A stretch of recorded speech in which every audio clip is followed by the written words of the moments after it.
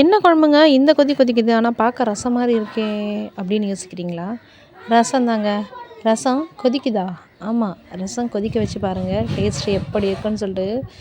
இந்த வீடியோவில் நம்ம ரசத்தை பற்றி தான் பார்க்க போகிறோம். வாங்க எப்படி ரசம் வைக்கிறதுன்னு பார்க்கலாம். ஃபஸ்ட்டு ஸ்டவ்வை வந்து ஸ்லோவில் வச்சுட்டு ஒரு கடாய் வச்சுக்கோங்க. ஒரு சின்னதாக ஒரு கடாய் வச்சுட்டு அதில் வந்து ஆயில் ஊற்றிக்கோங்க. ஆயில் ஊற்றிட்டு அதில் வந்து கடுகு போடுங்க. நான் சொல்கிற மெத்தட்லேயே ஃபாலோ பண்ணுங்கள். ஒரு முறை இப்படி செஞ்சு பாருங்கள் எப்படி இருக்குதுன்னு சொல்லிவிட்டு. கடுகு போடுங்க. கடுகு போட்ட உடனே பார்த்தீங்கன்னா காஞ்ச மிளகாயும் ஒரு 4-5 போடுங்க. அது கூடவே வந்து தக்காளியை பிச்சு போடுங்க.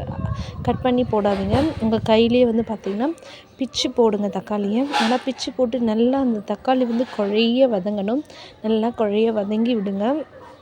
இங்கே பாருங்கள், இந்த மாதிரி வந்து குழைய வதங்க விட்ட உடனே பார்த்திங்கன்னா கொஞ்சம் கருவேப்பிலை போடுங்க. என்கிட்ட காஞ்ச கருவேப்பிலை தான் இருந்தது. ஸோ ஃப்ரெஷ்ஷாக போட்டிங்கன்னா இன்னுமே வந்து டேஸ்ட்டாக இருக்கும். ஒரு முறை இந்த மாதிரி ட்ரை பண்ணி பாருங்கள். வீட்டில் எல்லாருமே பாராட்டுவாங்க. ரசம் பிடிக்காதவங்க கூட ரசம் பிடிக்கும். பார்த்திங்கன்னா இந்த தக்காளி நல்லா வதங்கின உடனே அது கூடவே அதுக்கு மஞ்சத்தூளும் பெருங்காயத்தூளும் போட்டுருங்க. அது போட்ட உடனே பார்த்திங்கன்னா கொஞ்சம் ஒரு கலக்கிட்டு இந்த மாதிரி வந்து மிளகு, கொஞ்சம் சீரகம், கொஞ்சம் வந்து பார்த்திங்கன்னா பூண்டு, இது எல்லாமே வந்து பார்த்திங்கன்னா ஒரு கிளாஸில் போட்டு இடிங்க. அப்புறம் இடிக்கல் இருந்தாலும் அதில் போட்டு இடிங்க. மிக்சியில் வந்து கிரைண்ட் பண்ணாதீங்க, நல்லா இருக்காது. ஸோ அதை வந்து ஸ்லோவில் வச்சுட்டு லைட்டாக வதங்க விட்டுட்டு உடனே பார்த்திங்கன்னா புளி கரைசலை வந்து நம்ம இதில் ஊற்றிட்டு தேவையான அளவு உப்பை போட்டு நம்ம எந்த பாத்திரத்தில் வந்து ரசம் வைக்க போகிறோமோ அந்த பாத்திரத்துக்கு இதை மாற்றிட்டு தண்ணி தேவையான அளவு ஊற்றிடுங்க. ஊற்றிட்டு வந்து ஸ்லோவிலே வைங்க. இந்த ப்ராசஸ் எல்லாமே ஸ்லோவிலே செய்யுங்க. ரொம்பவே டேஸ்ட்டாக இருக்கும். இப்போ தாங்க ஒரு முக்கியமான இன்க்ரீடியன்ட் என்னன்னு பார்த்தீங்கன்னா சாம்பார் பொடி தாங்க. இந்த சாம்பார் பொடியை கடைசியில் வந்து கொஞ்சமாக போடுங்க. நான் இதில் வந்து இடித்த சாம்பார் பொடி காட்டியிருக்கிறேன். ஸோ அதுதான் போடணுமான்னு இல்லை, எந்த சாம்பார் பொடியாக இருந்தாலும் பரவாயில்ல.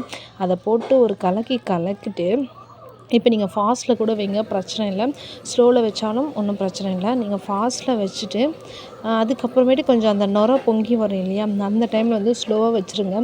ஸ்லோவாக வச்சுட்டு நல்லா வந்து அந்த இப்போது நிறைய ரசம் வந்து பார்த்திங்கன்னா நம்ம நுரை வந்த உடனே ஆஃப் பண்ணிவிடுவோம்.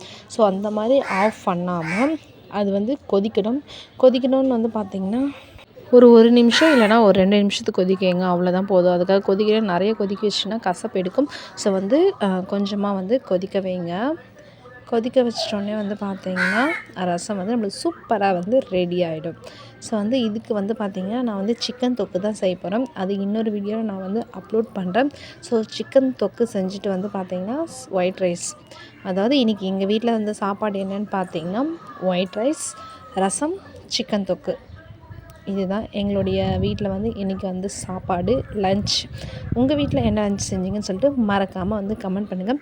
இந்த வீடியோ பிடிச்சிருந்தா கண்டிப்பாக வந்து உங்கள் ஃப்ரெண்ட்ஸ் அண்ட் ஃபேமிலிக்கு வந்து ஷேர் பண்ணிக்கோங்க. ஸோ இந்த மாதிரி ரசம் ஒரு முறை ட்ரை பண்ணி பாருங்கள். தேங்க்யூ ஃபார் வாட்சிங்.